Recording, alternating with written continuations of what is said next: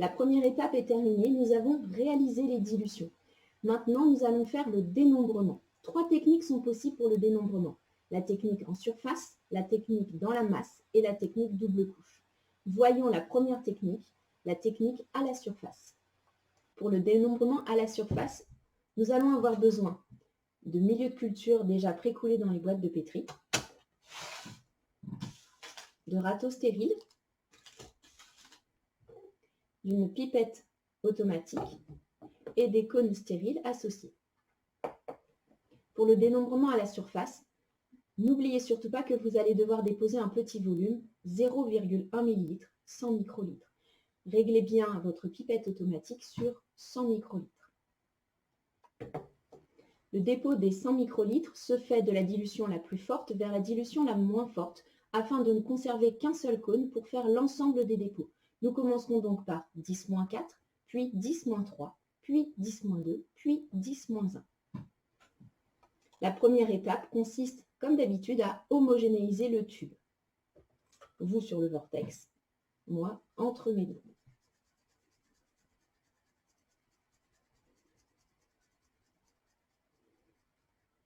Une fois que nous avons réalisé l'homogénéisation, nous allons faire le prélèvement.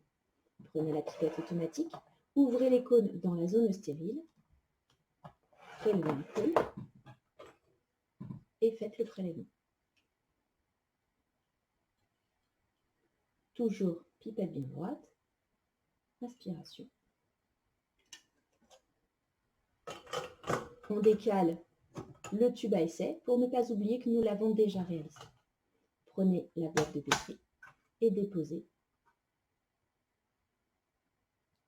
les 0,1 ml. Procédez de la même façon pour les 2 dilutions suivantes. Vous n'aurez plus qu'à vortexer. Moi, c'est plus délicat puisque je n'ai pas de vortex. Donc, comme vous le voyez, on ne change pas de cône.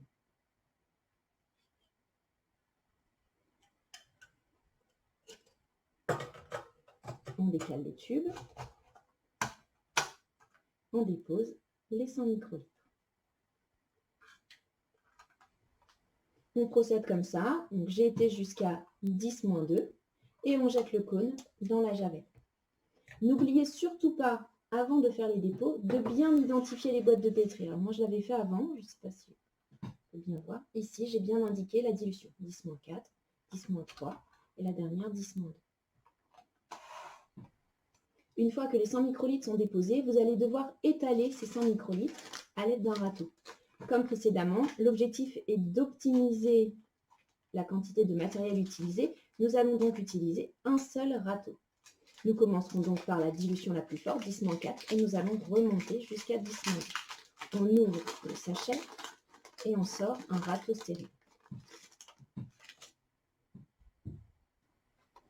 Nous allons procéder désormais à l'étalement des 100 microlitres. Vous ouvrez la boîte de pétri en laissant le couvercle sur le dessus afin de ne pas contaminer pendant que vous parleriez par exemple avec le binôme. Vous faites des mouvements circulaires avec le râteau et des mouvements circulaires avec la boîte de pétri. Donc, je me mets en haut pour que vous voyez bien le mouvement avec le râteau. Et on fait la même chose avec le petit doigt pour faire tourner la boîte de pétri. On le fait pendant presque 30 secondes. Vous sentirez quand la suspension est totalement déposée, le râteau a une tendance à coller à la gélose. Ça veut dire que c'est correctement étalé et qu'il n'y a plus de suspension à étaler. Une fois que c'est terminé, on pense bien à retourner la boîte et on passe à la dilution suivante. On étale ainsi jusqu'à la dilution la moins forte, donc dans mon cas 10-2. Une fois que tout est terminé, on jette le râteau dans le bac à javel. La manipulation est terminée, il ne reste plus qu'à mettre nos boîtes de pétri à incuber à la bonne température pendant le temps adéquat en fonction du micro-organisme que vous allez rechercher à dénombrer. Je vous remercie d'avoir regardé cette vidéo. Si vous avez des questions, n'hésitez pas à les laisser dans les commentaires et j'y répondrai avec plaisir.